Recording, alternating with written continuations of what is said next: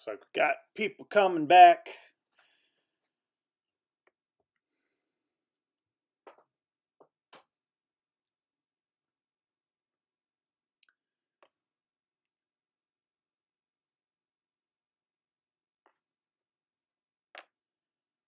I'm on campus working in one of the labs, and they just turned off all the lights in the building. Oh no. I hope they're not like locking the building up on you. I mean, I think I'll still be able to get outside, but it's a little creepy. Yeah. If you got a pillow and a blanket, you may just end up staying the night. I don't So, know who will get my kids on the bus in the morning. right. All right. So I was got a chance to kind of loop through the rooms a couple of times. I think what I'd like to do, just in the interest of time, rather than going back through each one of these, uh, maybe just ask generally, sort of, if you had questions or concerns. What I will do is I will go through each of them maybe tomorrow, and just if I see anything that could be cleaned up or whatever, I'll do that, since these are going to kind of act as our examples to go back and reference. But just in terms of the process your groups went through, it looked like in most cases, with each group, one of them was more challenging than the other one was. So maybe were there issues with the more challenging ones that you want to bring up, or questions that you would like to ask, or do you think you kind of were able to work through it in the end, and it was just a matter of kind of wrapping your brain around things?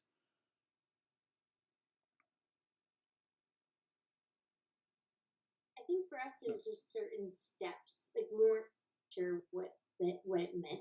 We were getting caught up on the what it was actually asking us to do, and we ended up getting much closer towards the end. When you came in, I think it helped too, but that's what was more struggling about what the steps were. Okay. Yeah, and it is a challenge because these things are, I mean, even in just your examples, you get a sense of how what a wide range of concepts and skills and everything can be covered by these. So to try to come up with a unified procedure that would apply to every single example of that type of learning, is kind of impossible. So I was trying to just get something that at least got in the ballpark.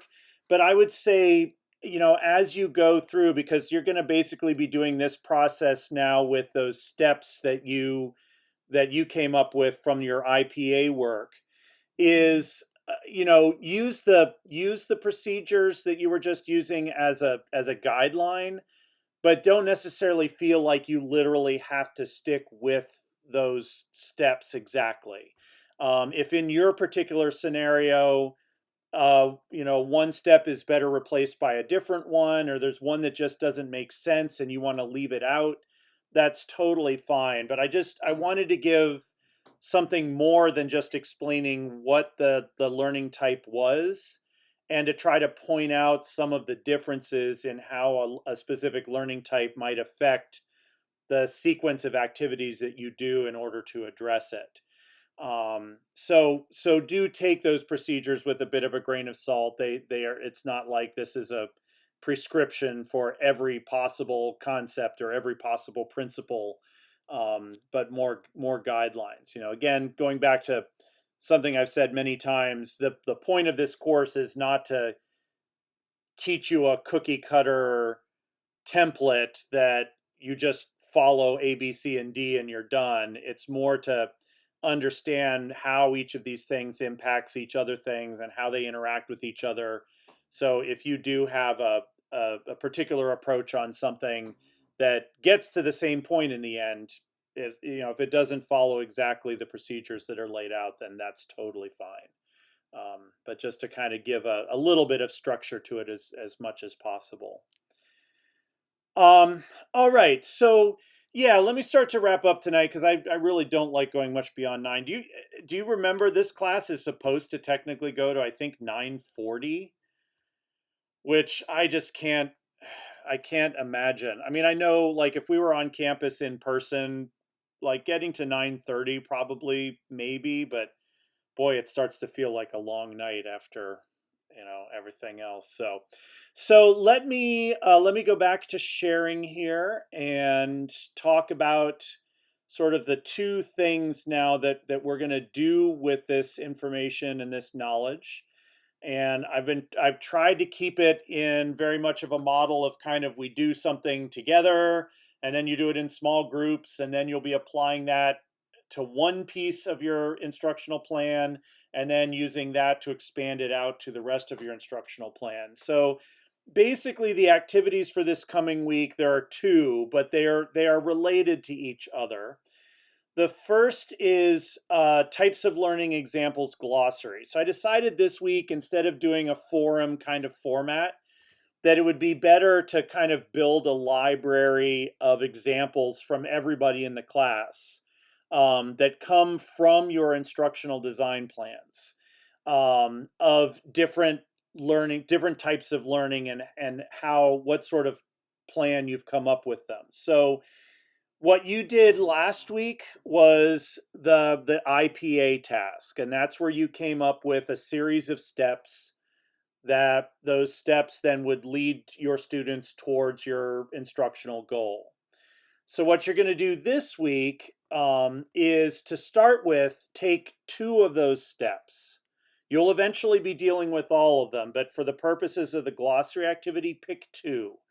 And ideally, pick two steps that represent different types of learning. So you might have an initial step. One of the first steps might have been covering some basic vocabulary. So that might just be, a concept, or maybe even just declarative knowledge type of thing. So, and then maybe one later on in your process involves a little bit more in the way of synthesis or putting things together. So that might be a procedural step, or it might be a problem solving step. So if you can pick two, if all of the steps in your process are all the same type of learning, that's fine. Then just do two of them, and you'll just have two examples of the same learning style. But I'm trying to get as wide a range of examples from learning types as possible. So you'll pick two of those steps. Your first job is just to decide which of the 8 types of learning that step best represents. And again, you may have steps that incorporate more than one, so go with the one that's kind of the more obvious choice for that particular step. And then you'll just do a little write-up that's basically what you were just doing in the small groups. You can use the procedures from the wiki as your starting point, but kind of go through the same thing and just come up with, like, okay, so to achieve this step of my plan, which is a problem solving step, here's the procedure I'm going to use. The students are first going to do this. I'm going to check that they understand this, and then they're going to apply this, and then they're going to come up with the solution, and then they're going to check the solution, whatever it happens to be. In terms of how you present that, I'm giving you two choices, and either one is fine. If you want to kind of write that procedure out as a paragraph, you can do that. So if you like to be somebody who likes to just kind of describe it as in sentence form, you can. Or if you like to be more sort of bulleted list, ordered list kind of person, you can do the same thing and just format it as a list of items, kind of like the way the procedures are laid out from the wiki pages. So either way, totally fine.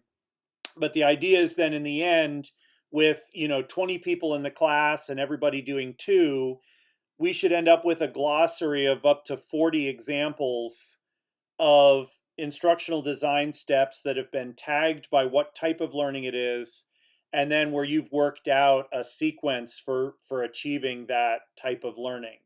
And that way, that becomes a bit of a library that people can also draw from, even if it's not something that applies to their topic. If somebody's working on their own plan and they want to look at a couple of examples of a particular learning style's write-up, they can go into this glossary and kind of look up the examples. So in terms of the specifics, like I said, pick two of the steps. For each one that you've picked, you're going to create a new glossary entry. And in the glossary activity, that's just by clicking on the add a new entry button at the bottom.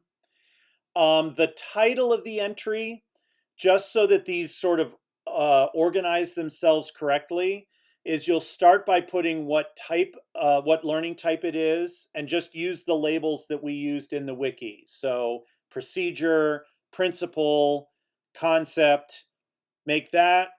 Then just a really quick, like, what is the topic? One or two words. Like, you don't have to describe the topic, just so somebody can very quickly see, like, what is it. And then just put your name as the third piece of that title.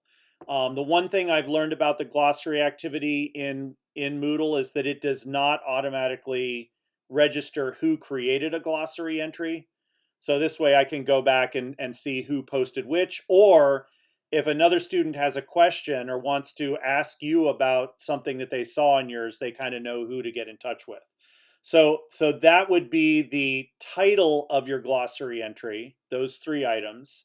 And I gave an example here. And then in the entry, start by just recapping your SMART goal so that anyone reading it can see what your big picture is. So you can just go back into your phase 1 and just pull the SMART goal out as a sentence. And it can be a summary. It doesn't have to be every element of the goal.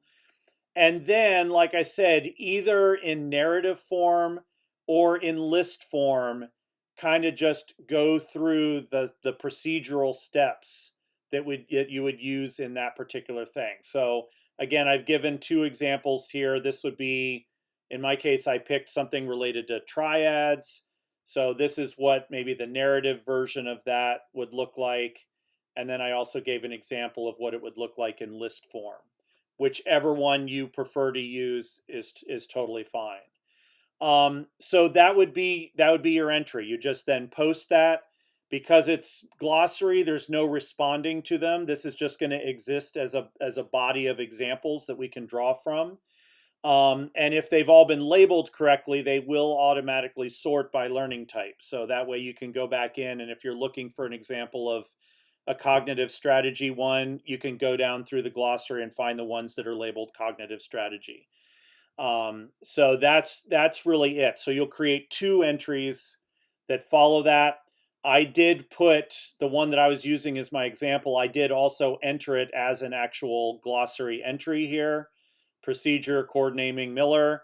So if you want to see what one of these glossary entries would look like as an example, there's an example of it too. So you can see there's not a lot there. This is not going to take page after page of write-up. So I think doing 2 of these is manageable in terms of this activity. And then part 2 of that is kind of, once you get into that groove, is to expand that out for each of the steps of your IPA work. So if you had 4 steps from last week in your goal, you would do one of these write-ups for each of those 4 steps. Essentially what you just posted in the glossary. And that's what gets us into the phase 2 assignment. So there's a lot of details here, but basically, again, don't turn phase 2 in this week, because we still have a piece of it that we're going to learn about next week.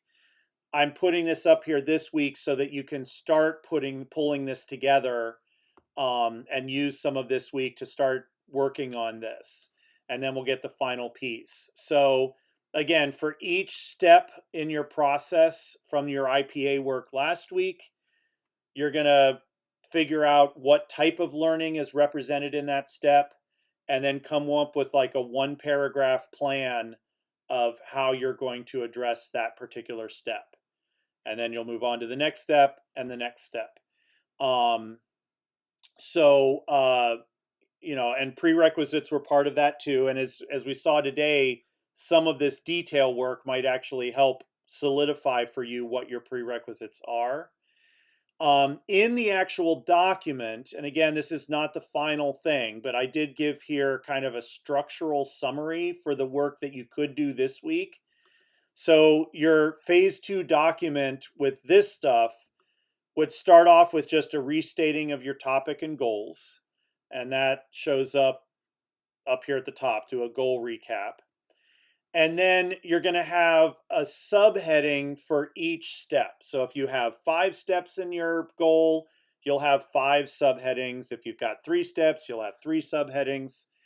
And under each of those subheadings, you'll have a 1 to 3 sentence description of the step. And that shouldn't be the procedure. That should just be describing what the step is, like what you wrote last week when you wrote the steps out. If you have prerequisites, list those as well. So that could be like a paragraph that kind of describes the step and its prerequisites. Then just a 1 sentence, this step represents a principle learning type or an attitude learning type, whatever you identify. So that can just be as dry as that. This is a representative of this type of learning. And then, like you just did in your small groups, come up with either that narrative style or the list style of the procedure for that step. So each subheading will basically have sort of 2 paragraphs under it. One is an explanation of the step or an overview of the step and its prerequisites. And then the other one is your procedure that you're going to follow with the students to get them to achieve that step. And then you'd go on to your next subheading and so on. So if you start with the glossary, then 2 of your steps will already be done. You can take that work and essentially paste it over into this and just add in the descriptions and the prerequisites. If you want, you could start with this, and then once you've gone through it, pick 2 of them and transfer that work over into the glossary. Different people like to work different ways. If you like to kind of have the overview and all the work done and then just pull out the best examples, you can do that. Or if you want to get into the examples to get yourself going and then use that as a springboard to then expand out to the rest of yours, it really doesn't matter. Again, you're not turning this in this week, but you can at least get this far in the work if you want to use this week to work on that, because it's really just the glossary in this in terms of work this week. What we'll be talking about next week is the materials and resources piece. And that will then be coming back into your subheadings of each section and adding that piece as an additional part. But I figured this way you can at least get started on this over the course of this week. Specifics in terms of due date, the due date isn't for another 2 weeks. And again, if you need more time after that, that's fine. And then basically these are basically the same things as from phase 1: how to name it, what you're submitting, where you're submitting it, and so on. So that's that. So I wanted to get this out there like we did with phase 1. Even though we don't have everything we need to know yet, at least you've got enough to get started on it and can get that rolling, and connecting that to the glossary activity as well. All right. So just to wrap up and kind of bring this back into perspective, we're starting from the learning goal, and it's almost like we're now creating the outline. If you've ever done an outlining process, that's essentially what we're doing. So we started with the topic, the goal. We did 1 level of outlining, kind of the first level, which are the steps that came from the IPA. So those are sort of the broad strokes here that what the student's going to go through. And what we're doing now is taking each of those steps and moving down to the next level of the outline and saying, how do we achieve this step? How do we achieve this step? Because that's the level where then we are actually getting to the activities and the materials and the step-by-step in the classroom of what actually is going to happen. So we're kind of creating a 2 or 3 level outline here, which is basically what the planning phase is about, is getting down to the point where, starting from the goal, we're down to the point where now we can point to actual activities that happen in the classroom in a sequence that will eventually build back up to the goal in the end. Does that make sense? Is that clear enough for 9 o'clock on a Tuesday night? I mean, it's all laid out here. There's a lot more in here to read over. As always, if something's not clear or I didn't explain it well enough, don't hesitate to reach out. But really, the work this week is basically this, and you're just taking two pieces of this and putting that into the glossary activity. So it's kind of one activity that's being split into two locations, as it were. So hopefully that is a manageable amount of stuff to work on this week. All right. Anything else for the good of the order before everybody goes on their merry way? Yeah, Nicole. Do we have to get our steps like okayed or approved or anything before moving forward from that last form, or is I it okay think to move on? I did some initial scanning through them. For the most part, they looked fine. I am going to try in the next couple of days. What I usually try to do once a form like this is done is to then go back and put in a reply from me on each one. So I will try to do that in the next day or so. But I didn't, at least initially scanning through, I didn't really see anyone who was way off base. Like, this is not what we were supposed to do at all. So I think you can go ahead and move forward. And at most, it would maybe be just adjusting the focus of a step or something like that. But again, you know you're the experts on your content, and that's where those steps come from. So I can maybe respond somewhat to what's going on, but honestly, you know the steps of how to teach the goal that you're trying to teach to better than I probably do, unless it has to do with music theory or composition. Um, so that's why I feel pretty comfortable having you move forward, but I will try to go through and just kind of do a bit of a follow-up post as well. Perfect. Thank you. Yep. Anything else? All right. Well, appreciate seeing you all here, and reach out with any questions as you go through the week. And other than that, we'll probably this group of 8 or 9 seems to be the pretty consistent Tuesday night group. So probably see most of you next Tuesday. And like I said, we'll be going into actual material planning, kind of getting down to that level. That'll finish up our planning phase.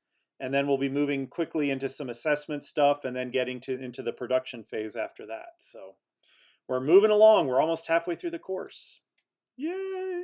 Believe it or not. So, all right. Well, I will hang out until everyone's gone. But if not, I'll see you next week or whenever I next see you. And good luck. Thank you.